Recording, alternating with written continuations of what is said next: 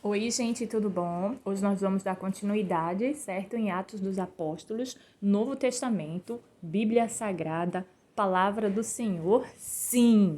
Então, vamos lá. Aqui no capítulo 21, fala sobre que Paulo continua a sua viagem, né? Porque anteriormente a gente viu que ele voltou à Macedônia e à Grécia, né? Foi também para a Ásia, teve o discurso de Paulo com os anciões em Éfeso. E assim vamos continuando, né? Porque foi a missão de Paulo. Entre os gentios, entre os gregos, entre os romanos, sei lá quem for mais, os nobres, né? Tudo isso que a gente já falou anteriormente. Volta o vídeo aí que você vai ver. Vamos lá, sem demora. E assim aconteceu o quê? Separando-nos deles, navegamos e correndo em direitura, chegamos a Cos. E no dia seguinte a Rhodes, e dali a Pátara. Achando um navio que seguia para a Fenícia, embarcamos e partimos. E quando avistamos Chipre, deixando-a à esquerda, navegamos para a Síria e chegamos a Tiro. A Tiro, eles foram de navio, está navegando, né? Pois o navio havia de ser descarregado ali. Havendo achado os discípulos, demoramo-nos ali 7 dias. E eles, pelo Espírito, diziam a Paulo que não subisse a Jerusalém. Uma pausa. Eu acredito que esses navios, né, por serem descarregados ali, eles aproveitavam essas viagens de cargas, né, de navio de cargas da cidade. Não era bem um navio de passageiros, né, porque o navio ia descarregar ali, onde o navio acho que tinha um roteiro, eles viam lá qual que eles poderiam ir e, né, embarcavam e iam, de certa forma. Não sei como, que eu não estava lá na época para saber se era com conhecido ou não, mas não sei. Se era pago também, a gente não sabe, a gente faz ideia, né, gente? Pelo texto, um e outro, que a gente vai descobrindo, né, uma coisa ou outra. Quando diz o pronome possessivo, né, nós, fomos, chegamos, é como se outra pessoa estivesse narrando a vida de Paulo. Aqui, muitos historiadores, pelo contexto da Bíblia também, mostra que seria Lucas, no caso, né? Mas vamos, enfim, vamos seguindo, que eu não vou entrar por esse lado aí, não, que tem muitas outras pessoas que podem explicar isso melhor que eu. Vamos lá. Aqui vamos só ver a viagem de Paulo, né? Como é que foi. Aí o 4. Havendo achado os discípulos, demoramo-nos ali 7 dias. E eles, pelo Espírito, diziam a Paulo que não subisse a Jerusalém. Depois de passarmos ali aqueles dias, saímos e seguimos a nossa viagem, acompanhando-nos todos, com suas mulheres e filhos, até fora da cidade. E postos de joelhos na praia, oramos. E, despedindo-nos um dos outros, embarcamos e eles voltaram para casa. Concluía a nossa viagem de Tiro, chegamos a Ptolemaida, não sei nem se é assim que se lê, e havendo saudado os irmãos, passamos um dia com eles. Partindo no dia seguinte, fomos a Cesareia e entrando em casa de Filipe, o evangelista, que era um dos 12, ficamos com ele. Tá vendo? Ele ainda teve encontro, né, com os apóstolos, né, de Cristo. Filipe é um dos 12, né? Também seguiu já a João Batista. Tinha este 4 filhas virgens que profetizavam. Demorando-nos ali por muitos dias, desceu da Judéia um profeta de nome Ágabo. Quer dizer, então Filipe era casado e tinha filha, né? Demorando, assim, como eu disse, a gente vai descobrindo aos poucos, né? A gente vai prestando atenção no texto um e outro, porque muita gente fala assim, e os discípulos do apóstolo não era casado, não era só Pedro, não sei o que, não, você viu outros também, aqui tá mostrando que um, né? Eles eram homens, gente, eles eram pessoas normais, igual a gente, só que uns tinham os ministérios de seguir sozinho, outros não, certo? Vamos lá. Já li isso. Demorando ali por muitos dias, desceu da Judéia um profeta de nome Ágabo. E vindo ter conosco, tomou a cinta de Paulo e, ligando os seus próprios pés e mãos, disse: Isto diz o Espírito Santo: assim os judeus ligarão em Jerusalém o homem a quem pertence esta cinta e o entregarão nas mãos dos gentios. Quando ouvimos isto, rogamos-lhes, tanto nós como os daquele lugar, que não subisse a Jerusalém. Então Paulo respondeu: Que fazeis chorando e magoando-me o coração? Porque eu estou pronto não só a ser ligado, mas ainda a morrer em Jerusalém, pelo nome do Senhor Jesus Cristo. E como não se deixasse persuadir, dissemos: faça-se a vontade do Senhor, e calamo-nos. Depois destes dias, havendo feito os preparativos, fomos subindo a Jerusalém. E foram também conosco alguns discípulos de Cesareia, levando consigo um certo Minasson, Cíprio, discípulo antigo, com quem nos havíamos de hospedar. Minasson era um outro discípulo, certo? Bonito nome, né? Aqui, gente, eu dar uma pausinha aqui para voltar ao versículo 24, que estava muito tempo já marcado, né? Aí já até me ajudou a identificar, sobre as palavras de Paulo, né? As pessoas estavam chorando, clamando que não, mas faça-se a vontade do Senhor, foi o que ele fez, né?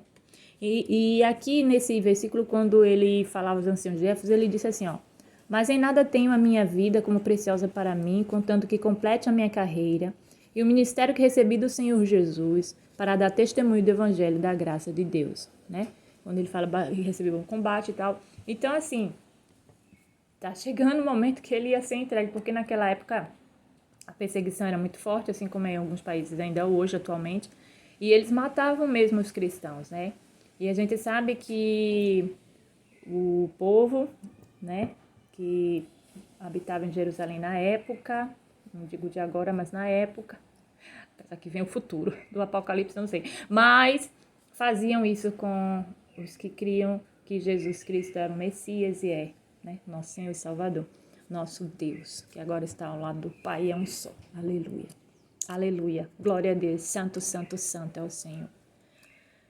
Bom, continuemos. Paulo chega a Jerusalém. E chegando, aí você diz, mas disso são seres humanos, como você disse, a gente se entristece. Claro que nós nos entristecemos porque Deus nos deu a vida, mesmo na terra, para sermos felizes. E bem, mas não quer dizer que eles não foram felizes, não. Paulo foi muito mais feliz se convertendo ao Senhor do que a vida, digamos assim, costumeira que ele tinha de coisas boas e como soldado e tal, de regalias, né? Vou chamar assim de regalias, de privilégios e tudo, que no fundo não levava a nada, né? E a salvação a gente tem com a felicidade no Senhor, mesmo padecendo em terra, passando dificuldades, porém crendo que o Senhor Jesus Cristo. Então, quer dizer, as mesmas provações que nós passamos hoje, Paulo passou também. Paulo passou tentações, Paulo passou privações, Paulo passou fartura, Paulo passou necessidades. E, contudo, ele continuou exercendo. Ele fez uma escolha de seguir os apóstolos, mesmo com família, fez a escolha de seguir pregando o evangelho. E foi muito mais difícil, você diz, foi muito mais difícil naquela época do que hoje? Não. A dificuldade ainda é a mesma, né? Só que as atitudes que a de lá tinha com mais frequência é diferente de hoje por conta de leis que foram surgindo, que pode acontecer de impedir por um certo momento, né? Ou até mesmo ajudar, né?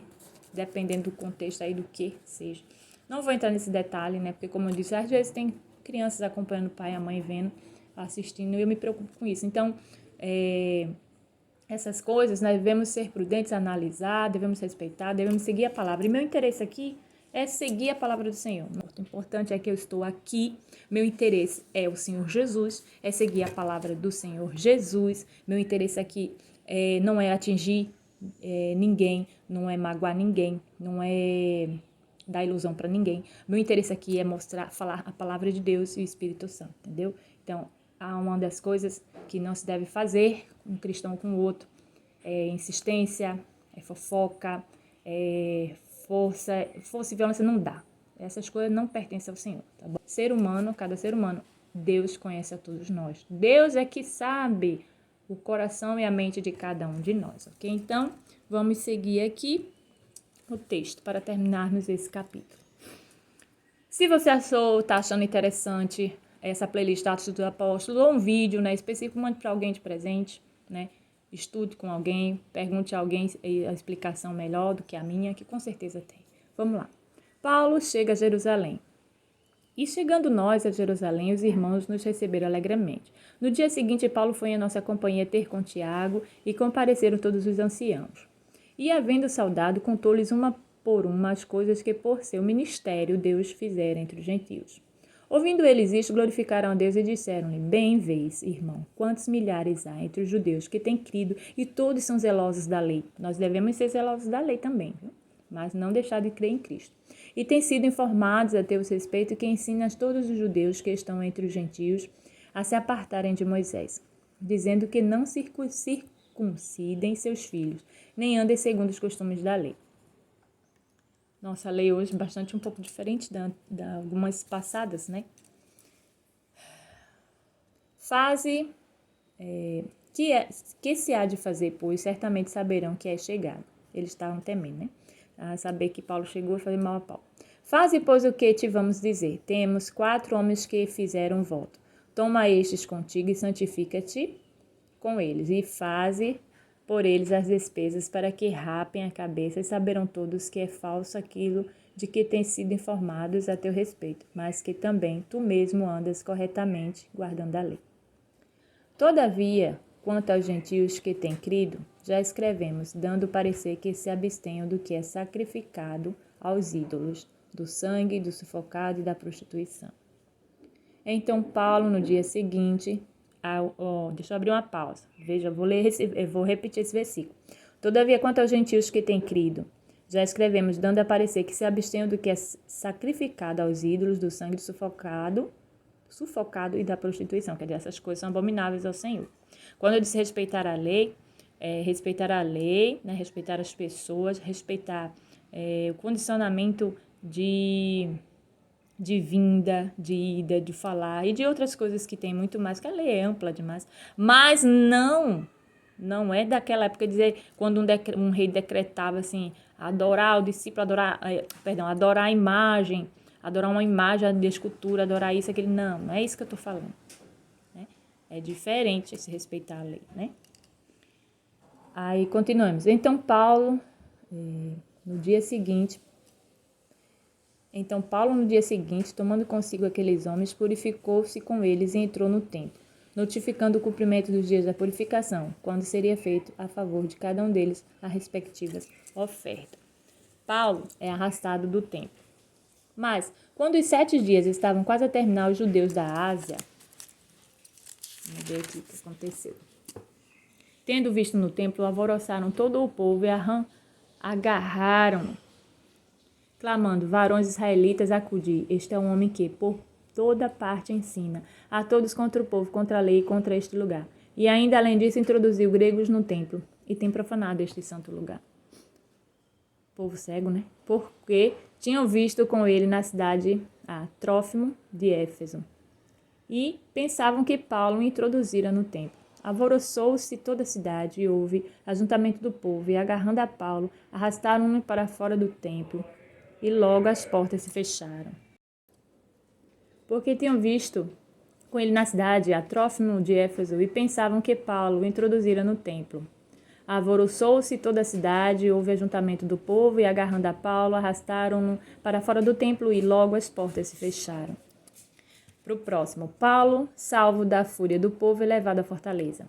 E, procurando eles matá-lo, chegou ao comandante da corte o aviso de que Jerusalém estava toda em confusão. O qual, tomando logo consigo soldados e centuriões, correu para eles, e quando viram o comandante e os soldados cessarem de espancar a Paulo. Então, aproximando-se o comandante, prendeu e mandou que fosse acorrentado com 2 cadeias, e perguntou quem era e o que tinha feito. E na multidão uns gritavam de um modo, outros de outro, mas, não podendo por causa do alvoroço saber a verdade, mandou conduzi-lo à fortaleza.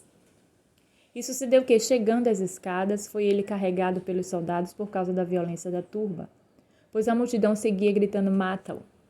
Quando estava para ser introduzido na fortaleza, disse Paulo ao comandante: é-me permitido dizer-te alguma coisa. Respondeu eles: sabes o grego? Não és tu porventura egípcio, que há poucos dias fez uma sedição e levou ao deserto os 4.000 sicários? Mas Paulo lhe disse: eu sou judeu, natural de Tarso, cidade não insignificante da Cilícia.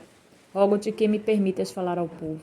E, havendo-lhe permitido, o comandante Paulo, em pé na escada, fez sinal ao povo com a mão e, feito o grande silêncio, falou em língua hebraica, dizendo... Aí no próximo capítulo a gente vai ver, certo? Que foi esse discurso de Paulo, tá bom?